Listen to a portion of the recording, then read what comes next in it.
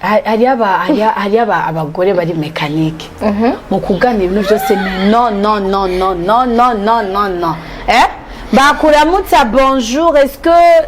tu organises à 40 quarts, j'ai pas du temps. OK, azogusanga mu gitanda basi wani chez ta maman. OK. Bakubwira ukuntu tu sais pas ni wigera ubana gentil n'umusi n'umwe umugabo uzomukura he muri ya méchanceté ntibazi.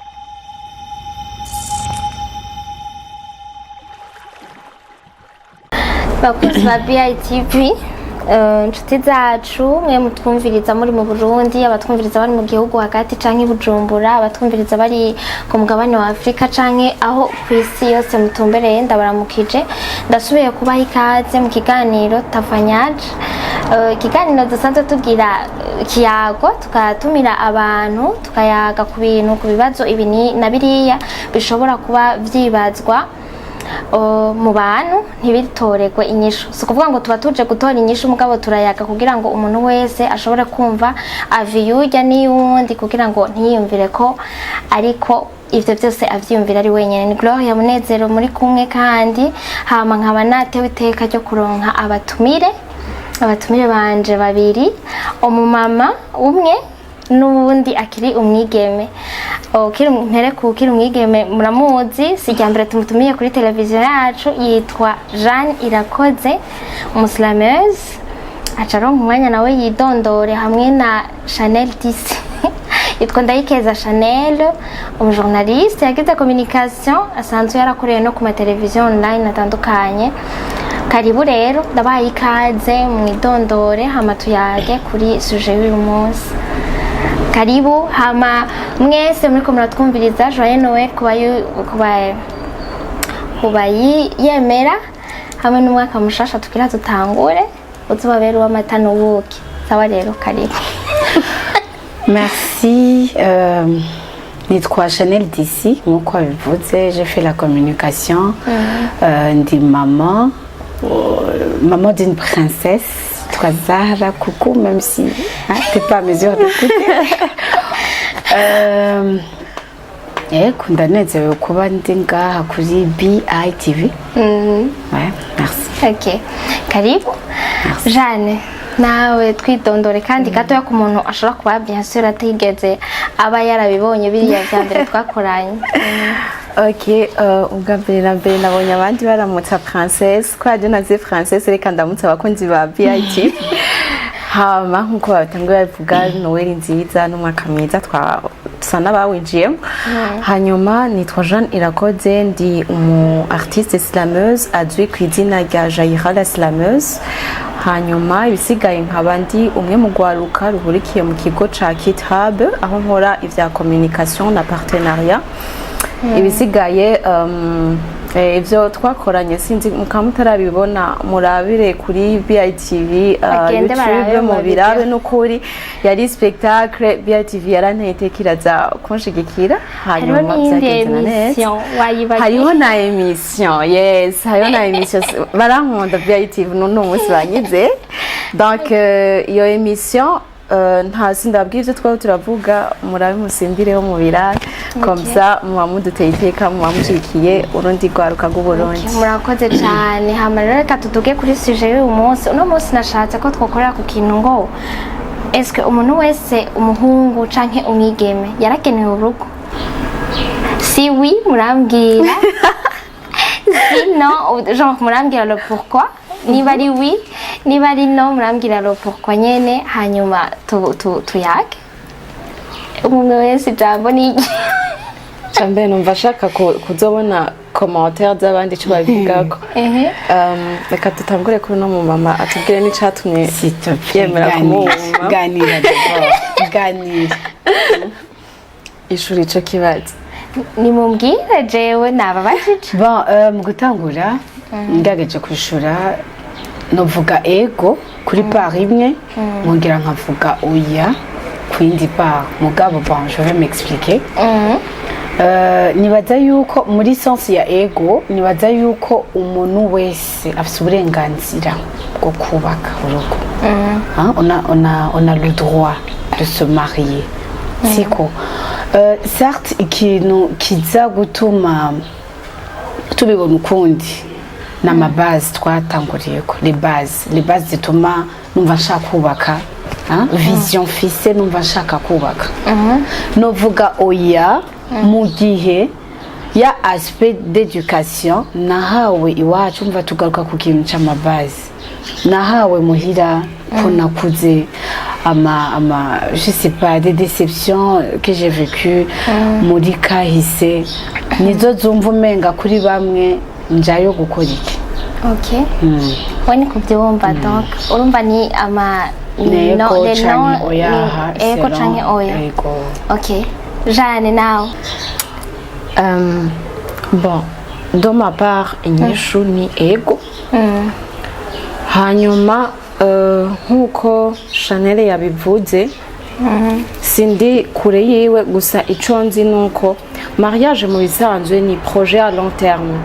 hanyuma kugira projet n'ubushake bw'umuntu ça veut dire kuri jewe mvuga ati ubufise ubwigenge bwo kugira iyo projet upa hanyuma plutôt jewe sinibaza yuko ngumva ngo amadeception yabitumye amadeception araba mugabo ça n'empêche pas yuko ucugira mariage pour moi bivana n'umuntu ingena gera ça n'empêche pas kutagira mariage ego donc bivana n'ingene umuntu abigera parce que n'abari mu ngo c'est pas que batigeze baba déçu na rimwe si bose hari ababaye déçu mugabo akadesida kwimaria rero bisigura ngo jewe de ma part umuntu wese mu bisanzwe kugira mariage c'est un choix ni choix imwe mu buzima kugira ari uvuga ati okay jengeye mu gipatiri jengeye mu kibikira cyane ukavuga ati jewe nshaka kuba umusélibataire engagé de ma part mariage c'est un choix on fait ce choix ou pas donc aho nyene ngerageje kubaza si tu dis que le mariage est un choix je dis pas non est-ce que ntabigeze bimariya aruko abavyeyi bavuga ati toi tu dois uteza kubaka n'umuhungu wanaka uteza kubaka n'umukobwa wanaka no wanashaka biriho hari ama culture ukura n'inkwano barazitanze wowe ugakura uvuga ati umuhungu wanaka ni ubu rero izazaye waramaze kuzitora tu n'as pas le droit de faire le choix ugasanga ni wakuze ntiwamenye n'inkwano aho zatangiwe ntiwamenye n'ibiganiro aho vyabereye mugabo tugiye muri phase iri positive yari kwiye kuba choix d'abord ukabishaka ukabona ko hageze est-ce que harageze hagera ryari hagera mu gihe utari kuragira kuri fondement zitarizo nk'izihe gashana par exemple ndatwaye inda sibyo muri culture zacu ushaka kuba imaramari ushaka kuba igicibwa mu rugo rwacu non tu dois nécessairement te marier urumva fondement intumye nja kubaka peut-être que j'étais avec la personne pour le plaisir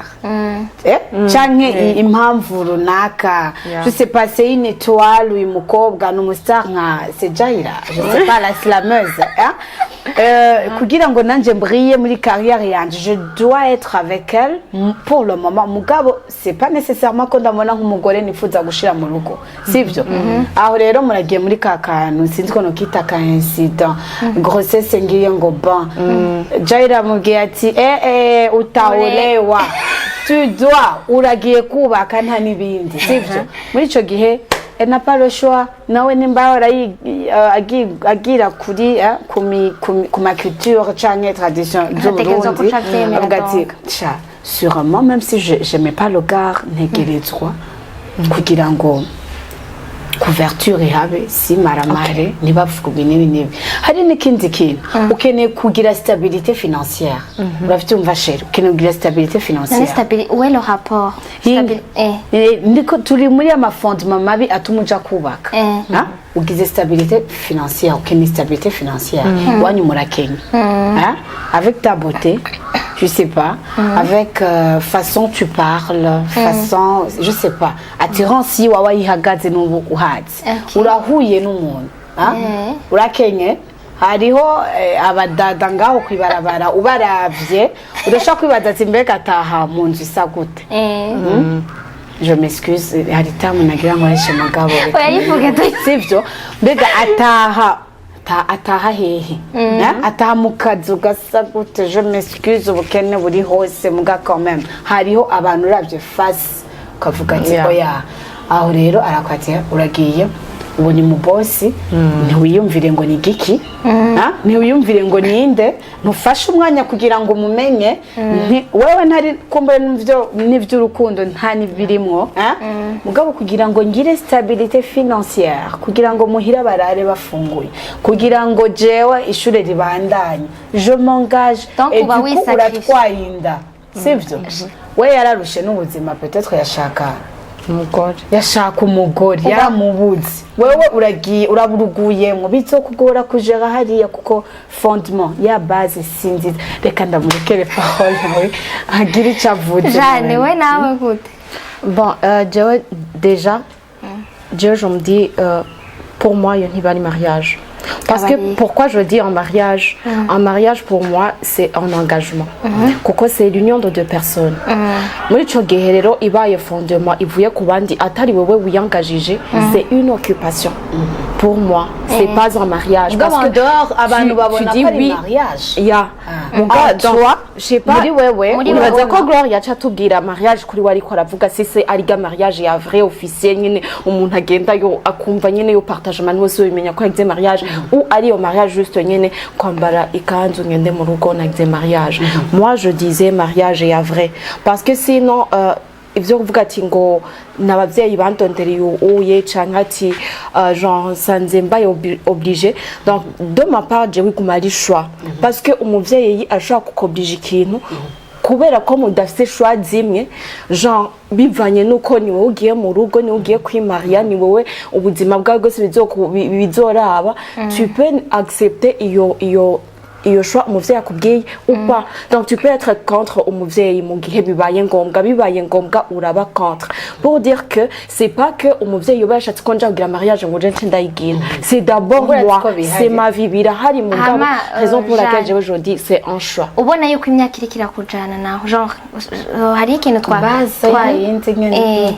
ubona yuko imyaka irikira kujana kandi ukabona yuko vraiment urumva peut-être uwo wewe wifuza si wa wundi nyene si wari karaza peut-être urafise mariage de tes rêves mu kwiyumvira urashobora kuvuga uti ndafise umuhungu naka nifuza azoba ameze gutyo mugabo mubaza bose ukabona neza ko atawurimo imyaka irikira kujana urashobora kubona yuko uti kabisa ngira nshimvyaro nkiri wacu ucu bigenza gute muri yo kana. Bon ariyo ikintu yigeze kuvuga ngo igihe uri prêt canke uri prête. Jewe pour moi c'est pourquoi en fait ikiganiro cyose nzabwira kimvuga ati mariage c'est un choix. Donc hari igihe urumva ushobora kumva utari prêt wewe canke prête hanyuma ukabona izo conditions il faut kwiyumvira d'abord ni ya objectif mfise je vais juste me marier kugira babone ko nagize mariage nzare n'uwo mwana ou plutôt jewe ndumva muri jewe ko ndi prête kwasuma icoba cyose ndi mu rugo parce que c'est pas que mariage c'est pas un bonheur ou direct c'est pas pour tout le monde nico gituma bisaba ko ufise objectif pourquoi je veux me marier wumvise uri prêt canke prête nukuri ikintu kiba gihari bon igishoboka nuko ushobora gusenga n'abadasenga ikini yamaze gufata objectif donc ça veut dire nuko aba yumva yuko ari prêt ou prête kwasuma ikizoba cyose nawe aracavuga ati ok je me lance avec tel type natali ou domego donc je vois yuko peut-être nzoba répondre kuri objectif yanje nari mfise ou plutôt nkavuga ati je continue ma vie je continue ko nyene igihazoza zozimana nyimba yaramuntegurizo muma jewe personnellement je cours pas derrière l'âge parce que personnellement déjà jewe aho tungana benshi bariko baragira mariage nga je suis pas pressée parce que je me sens pas encore prête c'est pas que naronka basinuza kumamiriwe hayigihe abaza hayigihe peut-être ndamura mugabo c'est pas donc jusque là c'est pas que mvuga ati narabuze carrément muga c'est que je me sens pas encore prête raison pour laquelle pour moi mariage c'est un choix mariage uyigira mugihe umva uri prêt ou prête pour assumer nibikurikira. Jaira sorry gatoya uvuze yuko urabona naho wofata izo principe zawe zose izo zose uvuze udondaguye tumaze kurugeramo sivyo hari bizovuga ati je peux pas assumer ça. Bon office nibaza yuko nibaza yuko nuko ngira ngo kiri umujone nyene nturahonja hariya la degan wumve ati bimeze gute là je peux pas faire une prise de décision iki kiranandengeye iki kiraze kabisa c'est pas à dire que uzoba uri tayari kwashyura ibintu byose nivyo nagira nca ndamubaza Jeanne ko urugezemo hari ibikurengera urugezemo hariho ahantu uvuga ati est-ce que narigeze kwimvira kuri iyi decision hari abamara n'imyaka 7 bigana ko basubira bagafata n'umwanya tubu rero est-ce que wowe urumva ko kabisa hageze ntego nanje ntego nous sommes d'accord tugiriye ku ma point de départ ami OK turarushitsemo tout à fait le contraire turabe ntituje na kure est-ce que twese twagenewe urugo bya bindi iwe nyene twari est-ce que twese twagenewe niyo uza kubibona ryari umaze gushika apana ngo ukiri muri ya jeunesse umaze gushika niyo c'est là où tu te rends compte none bwabundi est-ce que iyi mariage none kumenga yarameze kumenga yari kumenga ivyo bigaruka washima kuko wamaze kuvuga ati okijo umva jo fixe l'objectif ya divorce chérie est-ce que baba baranse kwasuma baba barasumye ni nyongeri kajako mugabo le problème est toujours là. OK. Oui, le problème est toujours là. En tout cas, il va dire à ma base heureusement qu'il s'agit d'un débat. Il va dire bien sûr. Il va dire nkaya ma base même. Urashitse mu buzo. Sivyo. Bya bindi ukuravuga ati il faut que je sois prête. Et quand Jaira yabaye prête, kuko nimba utaraba prête no musandi kwagira mariage, il y aura ton jour ube prête. Sivyo. Dufatire ko uyo munsi ugeze. None mbega ni munyemerere nanje mumba Chanel. D'accord. OK. Mundeke nanje mbaze kubera ni jewe nabatumiye muze murashika. Public muvuga kwibike. C'est chaud, public c'est chaud. Vos avis là-dessus. Turazikeneye izo commentaire. Mushira ama commentaire. Shaka kumenya aho turiko turavuga mwagumye mugarukana ikintu ca prête umuntu ngo ni ryari uzoba uri prête ni ryari Jeanne Chanel wewe ari déjà marié ni ryari wewe wumvise yuko uri prêt wari wumvise haba harimo ikintu nyabaki gituma wumva ngo uri prête na Jeanne acambwira ryarazokumva ko ari prête impamvu ashobora kuvuga yuko atari prête. Non, attends, je suis pas venue pour témoigner. Non. Ouais, je suis pas venue pour témoigner. Je suis pas là pour parler de ma propre vie. Mugabo ndavuga uko ibintu nzogaruka pour mon témoignage. Nzogaruka. Mugabo seulement ikintu je nshobora kuvuga ni waba prête utaba prête. Seulement il faut te rassurer basi gato ntucugenda nkijuju sivyo il faut te rassurer muri wewe uvuga ati none hageze for real hageze kweri ko cenja kubaka canke kubera iki ngiye kubaka mbega mfise vision iyihe naye mu bisanzwe umuntu aja kubaka kubera iki aja kubaka kubera iki tugaruka hahandi nyene umuhungu d'abord mu partenaire turi kumwe il me convient muri ibi nabiriye c'est pas à dire que uzoba ufise umuntu ari parfait ni naco ke tugora hariho ukuntu mushobora guhindurana mugeze hari indani bon je sais pas mu buzu quoi ni ya ma base nyene mba ndiko ndavuga wewe ukunda iki mu buzima fisa ma principe yanje sivyo avec mes principes ndabona n'imiburi arafise nka 80% sinzoronka ijana kwijana OK muri ico gihe mbona yuko 80% y'ivyo nshaka cyangwa 60% y'ivyo nshaka harimo accès yuko nshaka kubana n'uyu muntu yakuze tutazi nanyamera menyo ntamuzi ndabona yuko dushaka gushira hamwe tukabana sivyo umaze kwemeranira n'ivyo OK subisi ibindi le malheur est que na vya bindi nyine au départ usanga umenga ça devient difficile. Le mariage c'est pas pour les enfants. Bon, je te le dis au Tarouka. Le mariage c'est pas une plaisanterie. Ego, c'est pas pour les enfants. Urinjiyemo. C'est usanze wa mugabo yahora gusherisa uno munsi ya je t'aime yahora kubwira tous les matins ntikihari. Ako imvati ntatosha operation none nubwo bamugamana je t'aime irakenewe mugamana bonjour irakenewe les bonnes manières où sont parties les bonnes manières ukatangura kuzibura c'est ça le mariage ni muri manquement ya cyakindi wahora wipfuza uratangiye kukibura uri giki kugira ngo ureste muri ya mariage ya mafondement ya bonne manière urayabuze ya makarito amusomamwe yose arahungurutse kubera ibibazo by'akazi kubera ration Kubera kubera loyer. projet zose ziko Kubera- ziragenda neza Papa na kubera abandon. amahera y'inzu ko amahera y'inzu Yakutera ubwoba, na nongera bandonpa kuvugisha. iraryoshe sheri iraryoshe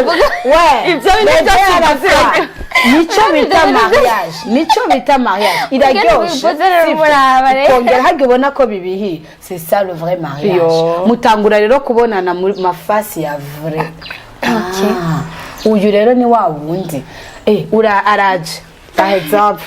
aragusanzeho tu sais pas préparer ya aspect physique ya aspect d'éducation ndiko ndavuga Ok. ntuzi gutegura comme ça maman le faisait ntuzi gutegura inzu c'est pas tenir la maison nkuko maman yabikora ndavuga ati maintenant kubera iki maintenant ibi ni biki urumva il faut épouser bon je sais pas il faut épouser umuntu de base n'imiburi we nubwo watubwiye ngo kumarana igihe kinini ngo sico il faut épouser de base umuntu vuga ati quand même ndamunzi c'est mon pote n'umugenzi wanje kugira ngo ntuzonabe na dessus cyane Jane urabona ko nakuzaniye Marene. urabironze marene uve ngaho mutoye ngo marene mbwira nawe Jane mbwira ndagusabye kubera ndabona à quitter le choix kubera à quitter le choix à rentrer là dedans Jaira ça numva gatesa gose karatesa nawe urakuba quitte le choix dufati le choix urayifise uri déjà muri foyer Jaira uri déjà muri foyer wowe wavuga ati il faut que j'assume uriko urasuma umugabo ariko aragutahira ko saa sita z'ijoro saa saba uriko urasuma Bon, en fait, sindi nganda kubwira ibibi vya mariage ko sindanabizi vyose je suis heureuse sivyo mugabo heureusement. heureusement que je suis heureuse mugabo ndabizi ndavyumva Uhora ubibona, des témoignages uravyumva. na plus unagiye kubaka kubwira ati iki ntibibaze ngo kwanika amenyo vya bindi shaka sortie ya weekend shaka iki beba ataraza pampers itangure amata atangure wa mwanya mwahora musharisa utangure kubura Jane uramuteye ubwoba chérie parle Shaka gutera mais tout le ubwoba monde umwana est fait pour le mariage kuri côté yanje Okay bose bagenewe urugo wowe niko bibona nawe shaje Jane kasi wanje wakuvuga yahotse oya navuge nawe hanyuma Nurudubiba. Bon, en fait, wabambajije ati kuri wowe nawe nigera uzokumva uri prête. Ego, nigera uzokumva uri prête. Pourquoi aujourd'hui je dis que je suis pas prête? C'est parce que Joël a chali ma caprice yo kuvuga ati je veux être indépendante. tu vas être indépendante Je vais être indépendante dans le sens yo kuvuga ati OK, ou non moi aussi Cindy autonome, à ce que si je suis en train au moins de me payer le besoin primaire, mon gars, si je m'engage dans un mariage, je comprends yuko ari gukompletana. Mon gars, no simbona ko ndi apte hamwe bishitse uko nyene uvuga ati OK yaragusherisa byose mugabo iga face birashika kabatari ya vrai. Aujourd'hui nkuno kwiyangaja hanyuma kumbura gacabalashe ntasubire ngano kungira iki niki canke agatangwa no kubita ibiki jewe do ma part mbona sindi apte yuko uyu munsi noja kwirihira inzu nabo noba navyaye nka prena soin yabo nkashaka kubaha education nawe ko aherutse tubwira yuko umunsi woba uri prête woba uri prête yo kwasuma ibi biba biriko birabera that's why no musi mvuga ati sindaba prête raison pour laquelle je mvuga donc kuba kwasuma c'est pas que donc wasuma ugutandukanye c'est pas que urumva agukubita ngo imyaka yose utocuma wemera ko wasuma naho justement ko uba uri capable de prendre une décision là-dessus donc naho uba uri capable de kuvuga ati avant je disais je t'aime tous les jours mugano msinari ko arayimbwira era n'ukwezi là tu dois assumer yuko OK ivyo nani attendant ndabona il y a les changements diriko ziraba kwa mugabo ukumva yuko uri engagement wayifashe utaregreta hanyuma ibisigaye ukamenya yuko c'est une question de gestion utegeza kugira. OK murakoze je ndabona yuko ntidushobora kukiva ko attends elle a parlé un tout petit peu ikintu kijana caprice chaque fois indépendante belle Chanel gama bon je suis pas ici kugira ngo ngume mvuye ibishane byo wawe non gusa mba numva umenga j'ai quelque chose à dire iyo uvuze uko uzoca urabana shwa yiwawe mbere twagiye mu mpanuro uzoca urabana shwa yiwawe yuko uyu muntu eske arakunda abantu bari independante mbega nazo nibizova nta muntu ashobora komera mu kintu cyose uzohora kuri complete complémentarité mugabo c'est pas à dire kuri independante kubera ko wa complexe umugabo oya umugore ari independante aba yumva non seulement financièrement aba yumva iki kintu ndagishoboye iki kintu ndacitumye iki kintu abagabo babijera nabi bashaka kuvuga uyu ashaka ungaya ya humilité urayibona ashaka kunshira hasi ashaka kunyereka ko ari wari umugabo ashaka sinzi ko uri kurantahura neza aya makuru ko ivana n'ingene wamenyereje mwakundanye umeze uko ntazoca aza kuvuga ngo wabikuyana canke ibintu foyer là. Ok. Foyer là. On dirait je suis mariée. Foyer là. Ok. En tout cas, uzoba ari karumviriza ikiganiro azotanga aviwe n'ubu tuguma tubivuga commentaire zanyu turazikeneye surtout abahungu ntashobora kuronka mu nyumviririze namwe icyo mushobora kugira mugabo ngaho onye twagumye duhagarara ku kintu aho onye twavuze ku muntu yaronse chance yo kuronka umugabo on suppose yuko utaronse iyo chance. Yeah. Donc wamushaka hariho abantu baba bashaka abagabo canke bon abagore nukuri sindisi yo kubera umuhungu niwe kenshi mu mico y'ikirundi umugabo niwe aja ahitamwo umwanya wo kugenda kurondera umugore akavuga ati jewe naripanze nshaka kugira mariage ariko abakobwa ni navuga ko ari amahirwe tugirirwa kuko hariho abababura hariho ababaronka hariho abababura on suppose ko atawe twaronse kandi wamushaka ngaho nyine nico ngira mbaze donc mu gihe wobura umugabo wamushaka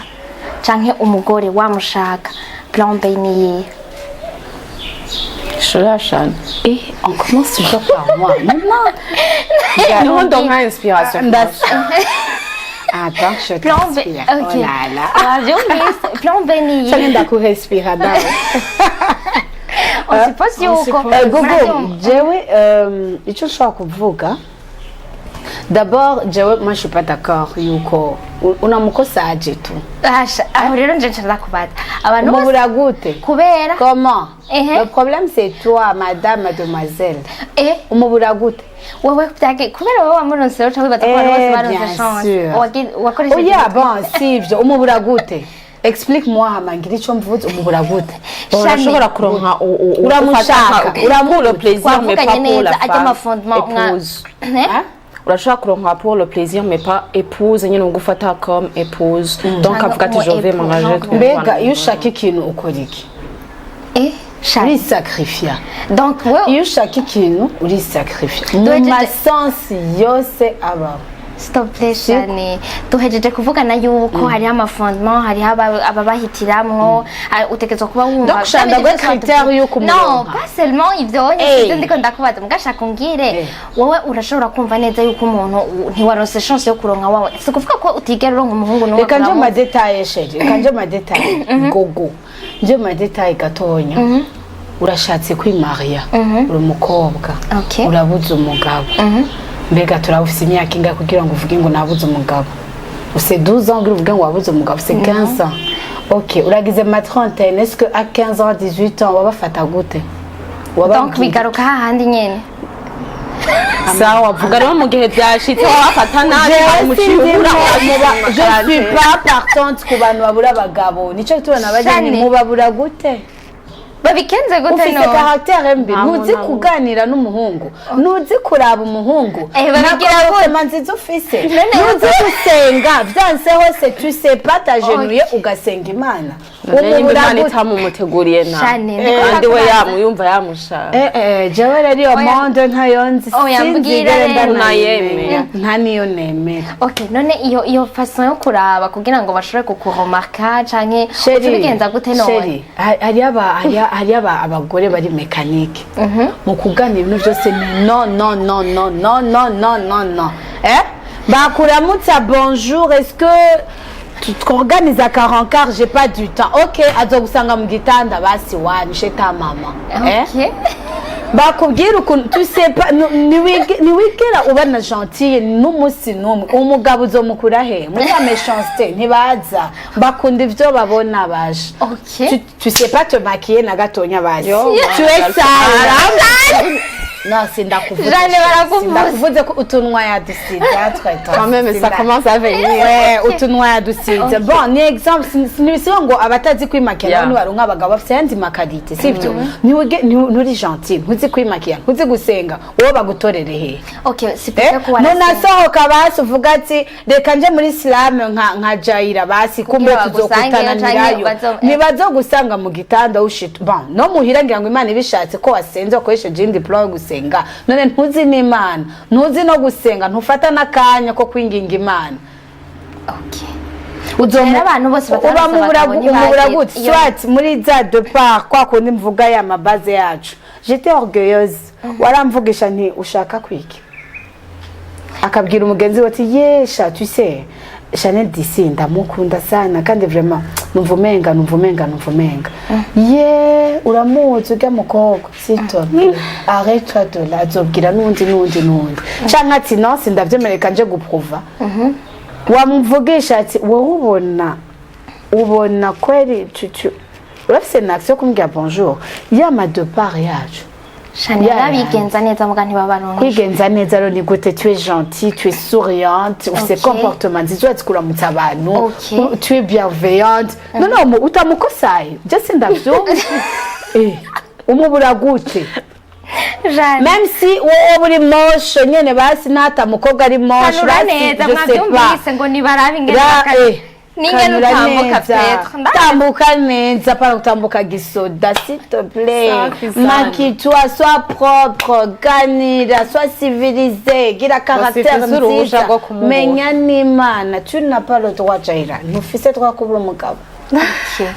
Jeanne nawe Jeanne le problème c'est toi non personnellement je kubganja tiplania ni baba bariho. Donc elle a dit abahari rero barankubita amabuye mugabo vous n'avez pas toujours le droit yo kumubona Janelle yarakize chance arongo umugabo acakuma atubwira thanks Allah warakoze man Janelle nawe kiri personnellement icambere na mbere ndi contre ivyo byo kuvuga ngo urindira umuhungu bari baza kudraga on a aussi le droit de draguer tape ici ma chérie nzana vuga ico duhuriza Ici, ma série. Ok, on continue. Alors le plan il y a chambere nuko nyene umva ushaka inacigura. Ça veut dire ni wagumurindiriye ko baza kurondera ni yo myaka yose ni yarindi hera bati atakwiyumviriye ko tu peux aussi provoquer ukagenda wakunze tu as le droit kujya baza kurondera hari abaza kurondera atari kuvuga ngo nuko wabakunda baza kurondera tarunabazi. Donc tu as aussi fait le premier pas. Donc jewe ijoni plan wahinduye nukiri umurundi kazi bon c'est quoi kuvuga umurundi kazi j'ai toujours dit yuko jewe ivyo vuga ngo umuhungu ngo atiyazwa pe adote jewe ivyo zose nukuri franchement bambabarira bakunda culture burundaise mon cas je suis contre ivyo vuga ngo dote ngo ipeye sans ça bari déjà ndaya hanyuma ikindi naco kuganje moi aussi je peux payer dote. Ça se trouve dans mon texte la réussite Jeanne mukamwumva mwabahungu narinze ndamudraga ntaco buza yuko ndayitanga dote c'est moche hanyuma ikindi naco ubishitse urumva bakurondeye bon wabuze ukurondera canke ntivyapashije hanyuma nawe wagerageje washizemo effort peut-être bikaba byanse nyimba byase bibaho mwico gihe waranasenze iyo yindi plan twagumye tubivuga warasenze biranka ni wa murose genre kuko mwese naho mugoma mumbwira ko cyonye mwenke kuri pour y'abababura non je suis pas pour no kuvuga yuko ndazi ko hari abashobora kubabura kandi ngaho urumva jewe ndi element neutre nta namwe nshobora kwa partenaire n'abahungu hari ababura abagore c'est vrai none mwe mwambwiye neza mwiwe nyene wambwiye ifoko umenya ukaronka umuntu ukavuga uti uyu muntu ategezwa kuba afise bya bintu kuburyo naho bizokwanka gute ntegezwa kuguma ngaho nyene hamwe nzana ntegezwa kuguma ngaho nyene utegezwa gufata decision ukagera ngene bimeze bas okay uko nyene wabi wabimbwiye none muri iyo ka muri ico gihe uwo muntu Birashitse atokwigera ukabura. iyo chance itokwigera igutumbera ukaguma uronka babandi bamwe birarira mu kabare canke wa wundi genre atakunda umuntu ari independante canke wa wundi Chanel aguma amubwira ndazi atafise izo bonne manière atazi kuvuga amajambo atesa ndazi akushobora kugushira muri muda kubwira utujambo dutesa naho wamwishu romantique bien sûr. okay naho wamubwira uti je t'aime azokwishura ati okay canke ndabizi ukabona ntazi kukuganiriza comment bimubwire okay ubwo bivuga turi muri hanyuma turi muri ntazi- sanze warose n'ubibwira Okay. turi muri sanze yo mu gihe mu gihe waronse n'uwo basi au moins mwebwe mwamubuze je Wabuze. pas d'accord kubura umugabo c'est bon ça. jewe wamubuze Uja kubura umuntu ucuja muri marathon sheri Marathon. ucuja kwiruka ntashaka ukamurondera donc ntari Jewe- kuko hari ubu hiyo sindahumva raison pour laquelle nacumvise ndahavuga ko ego Jane nariko ndakubwira rero muri yaka ata umuntu n'umwe yigeze aboneka wabuze wasenze wakoje ibintu byose byanse jewe do ma part kihari nuko uca usenga imana ukavuga ati imana kumbure ntawe wigeze undemera donc ugasaba imana wiyakire kuko mu gihe udashoboye kwiyakira n'ubuzima burahagarara ntugifise courage yo kwiyitaho wowe nyene ntusibe iki n'ibiki donc il faut yuko basi uca wumva tu es né pour toi-même hanyuma ukikunda wewe nyene ukikunda wenyine ukiyakira ukavufata uko ni esheke ibaye nkuko n'izindi nani bari esheke twese ziki bandugu twese ziki esheke yakubwiye esheke ko aba ari yabayeho esheke gute kubera wabuze mu bya wabuze wasenze Canke umuntu basi wagize na premier pas nkuko yabivuze Ego, wagize plan wagize na premier pas bira ngabo ngaho nyene cangaruka ngaho gatoye twandika erega afuma atora ubwenge mwarashitse no muri urwo rugo ati bwa bundi warambeshe bwe ntiwandiraze ntiwagize ibyo kwanka gute none gashane basi kugira ngo umuhungu ashobore kuja kudraga umukobwa donc we warafise n'amamoya ashobora kuja gukoresha pa moyen Na moyen magique z'amajambo zihari. canke no Nta kintu magique moyen n'umukobwa financière ama ibi bintu vyerekana kubera abahungu turashobora kuba twariganye n'abahungu dushake turabire aho tubaye twese abahungu twese twiganye hari abateye imbere hari abafise imodoka hari pourcentage nyinshi usanga abakobwa ari twebwe turi hasi cane muri iyo kane vyameze nyene none uzokwiyavanture ugende kudraga umuhungu umubwire ngo ushaka ko mugira mariage utagira amahera wowe utayagira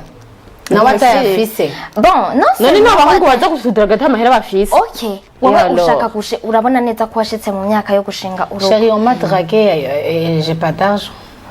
okay sindiko ndavuga kuba ufise amahera uwo uri umukobwa nshatse kuvuga yuko wowe warabuze uri umukobwa warabuze umugabo par exemple hanyuma urashobora kubona yuko ufise iyo myaka urageze muri iriya myaka yo kugira mariage sivyo none muri iyo ka uzokora plan B wakoresheje genre wakoresheje ubuhe buryo kugira ngo ushobore kuronka amafaranga yo kugenda kuorganiza mariage nka kujya nyene uyu yavuze yuko ugura intebe ugura ibiki ko bo baripanga sivyo alors que twe tuzi yuko abakobwa uko tumeze benshi abashobora kuba bariko baravyumva ndazi benshi barabizi mu gihe ahejeje ishuri ababona neza yuko franchement ikindi kintu asigaje gukora ni kugira mariage ndabeshe none niyo umenga ni diplome abuze mu buzima ya aspect d'éducation iyo itariyo ituma twinjira muri mariage itariyo iyo okay ikintu ushaka kushikako uko kuntu abakobwa twagize yuko mariage ariyo diplome sivyo none le fait yuko umuntu yokwiyumvira ni benshi sheri si bose okay si bose mugabo urabizi ko bahari babona neza yuko donc mu gihe ubuzima bwabo bwose donc barahejeje ishuri barindiriye umugabo kazoza kwiretrouver 35 ans ari ngaho abandi twiganye barateye imbere abahungu baragize alors que twebwe abakobwa uracicaye hahandi nyene nta kintu na kimwe ufise urumva none plan B mu gihe wowe umugabo nawe uzoca ukora iki muri iyo ka gogo le mariage n'est pas la attends n'est pas la dernière conclusion de ta vie ngo ndahejeje ishuri ngo mbona mariage ariko ni benshi bavyumvira gute ego on est là rero kugira dukosora ko kantu ka benshi bariko baravyumvira ego laisse-moi parler on est là sivyo je uko ndavyiyumvira iyo aspect d'éducation umuvyeyi ca nimba bahari bien sûr babona ati wahejeje ishuri tuvireho tu n'as pas quelqu'un dans ta vie à chaud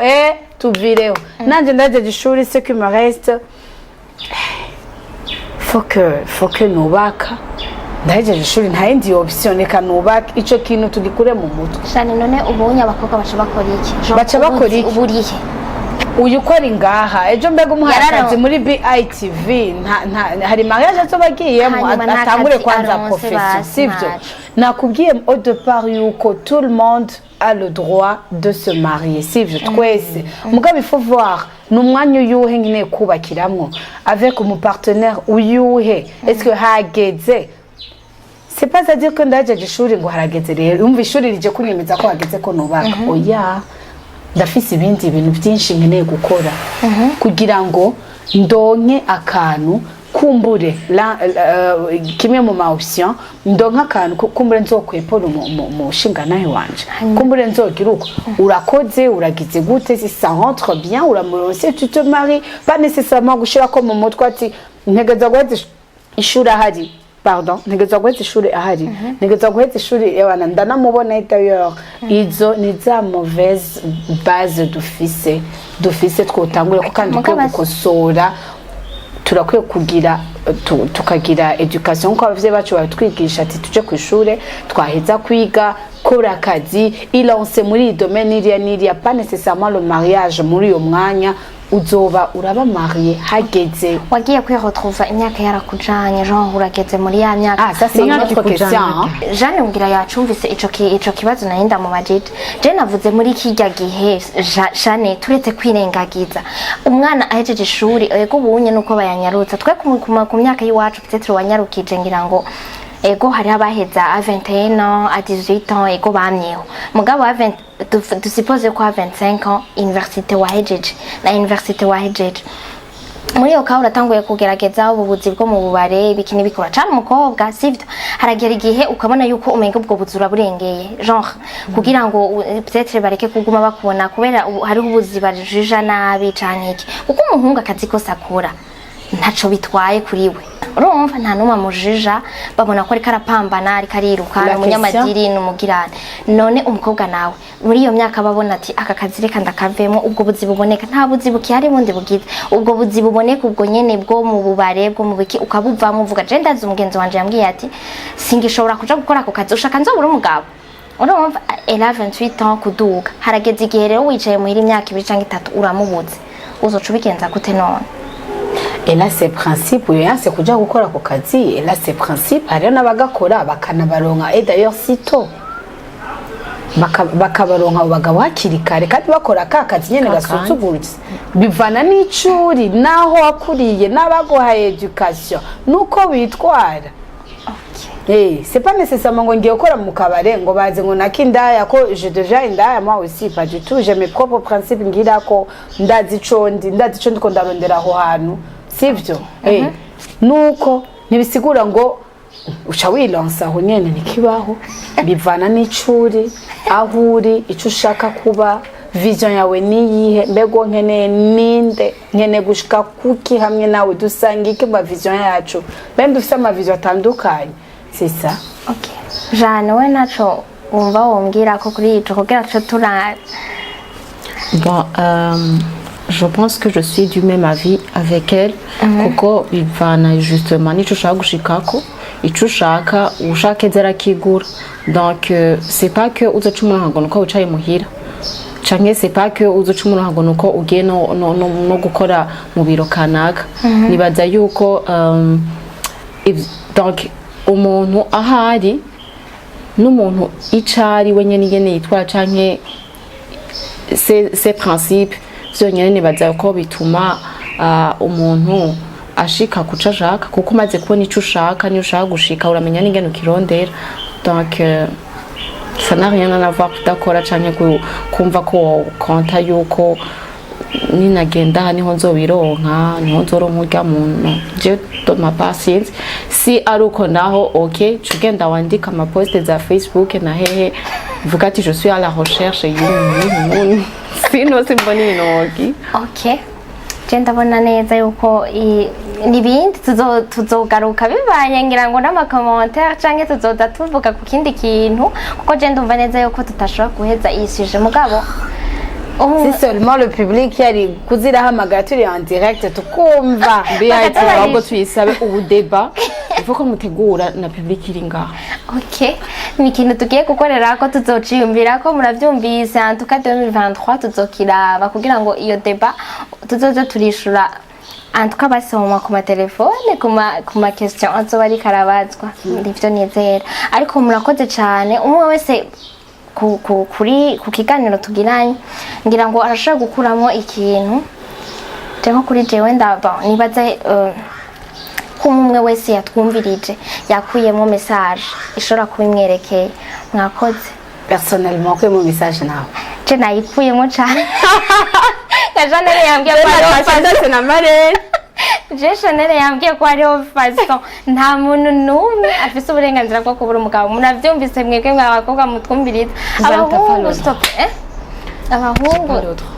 t'as pas le droit yo kubura umugabo Jeanne. J'espère yuko franchement iyi 2023 ko nabuzeshe pas du tout avec toute ta beauté là l'intelligence là je vais me battre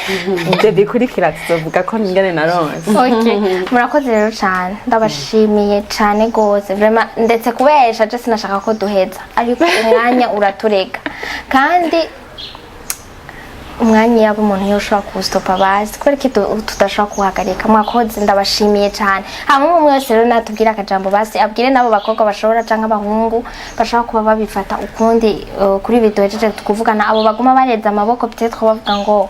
genre ngo ndarindiriye diplôme ya nyuma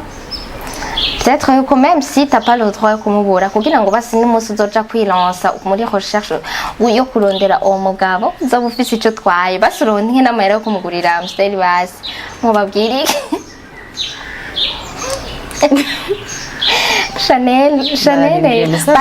bahimitwe Chanel we niwe nabonye bize oya ubu nabyo okay basi Jeanne tangura nawe franchement ubu ni muhe inspiration Elle non moins de ça. Kangura c'est mieux. Okay, ikihari nuko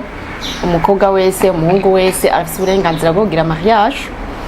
Apana ko bakwarira ati ngo mbega nawe ni gari ngabo ndo ma part ni engagement umuntu afata hanyuma nkuko twumvise ntawe ufise urusha bwo kubura bisigura ngo tegerezwa kumenya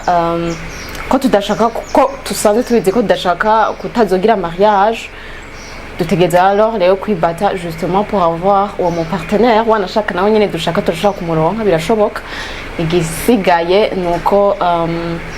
nibaza yuko twosohoka surtout les filles dans nos zones de confort kugira ngo ivyatuma kanshi tubura nyimba twahora tubura ntibibandanye uko nyene twumve ko turi proud twumve yuko kurya umuhungu umubona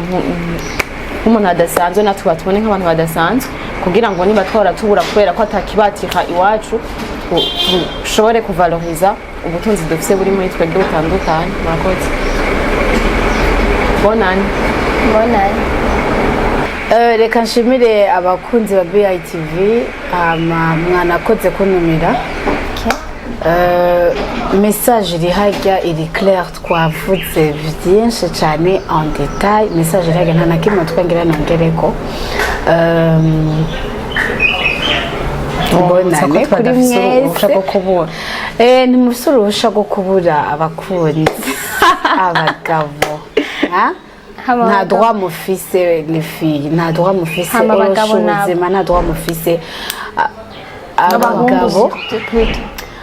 imisore muke kuba mécanique méchanceté mushire hariya acana na ibyo bito mubadraga abakobwa baruzuye yakwara mubadrage hageze ubona ko hageze badrage mwubake mu bintu bigume bimeze neza le mariage iratesa hama merci beaucoup bakunzi banje ndabakunda cyane franchement ndabakunda kandi merci beaucoup Chanel na Jeanne muri abantu batesa musa neza hama batwumviriza namwe mwese message mwayumvise message irahanyene mubandanye mugira share mubandanye mugira comment mubandanye mugira like hama n'abatari abone n'abatari abonesha franchement il faut ko mugenda ko mukaza muraraba ama emission tugira nizera neza yuko arimo ama message ameze neza kuzoshobora kuronka umwanya azobirabe ndabakunda cyane tuzosubira bonne année ciao